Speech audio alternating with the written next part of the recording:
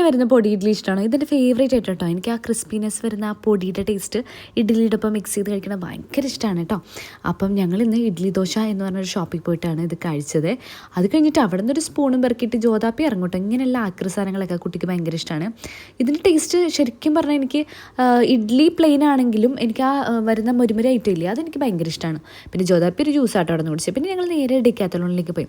ഇവിടുത്തെ വൈബ് എനിക്ക് ഒത്തിരി ഇഷ്ടമായിട്ട് ഒരു പോസിറ്റീവ് എനർജി എനിക്ക് ഈ ഷോപ്പിൽ പോകുമ്പോൾ കിട്ടാറുണ്ട്. അവിടെ പോയാലും ഞാൻ ഷോപ്പിംഗ് ഐറ്റംസ് ഓരോന്നും നോക്കി നടക്കും കേട്ടോ. അപ്പം ഞാൻ ഏറ്റവും കൂടുതൽ മിസ് ചെയ്യാറുള്ളത് ഇങ്ങനെയുള്ള ഷോപ്സ് ഈ 90s കിഡിൻ്റെ കാലഘട്ടത്തിലൊന്നും ഉണ്ടായിരുന്നില്ലല്ലോ എന്നാ.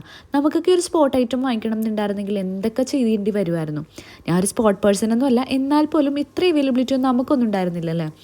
ഇപ്പോൾ ഇതേ ജോതാപ്പി ഉണ്ട് സൈക്കിളിൻ്റെ ചവിട്ടലും വീഴലും മച്ചാപ്പിനായിട്ടുള്ള കളികളിലൊക്കെ ആട്ടോ. അപ്പോൾ സൈക്കിൾ ഭയങ്കര വീക്ക്നെസ്സാണ് ആൾക്ക് വാങ്ങിച്ചു കൊടുത്തിട്ടില്ല.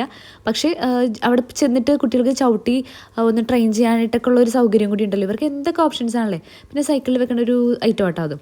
പിന്നെ ജോതാപ്പിനും ഇത് പറ്റിച്ചിട്ട് ഒരു കുറഞ്ഞ ബോൾ എടുത്ത് വാങ്ങിച്ചു കൊടുക്കുകയാണ് കേട്ടോ. കാര്യം അതിൻ്റെ ആവശ്യമുള്ളൂ. കാര്യം ഇവിടെ വന്നിട്ട് ആളെടുത്ത് കളയാൻ. അങ്ങനെ ഒരു ചെറിയ ഔട്ടിങ്ങൊക്കെ കഴിഞ്ഞ് തിരിച്ച് വീട്ടിലേക്ക് വന്നിട്ടോ. അപ്പോൾ അത്രയേ ഉള്ളൂ. ബായ്.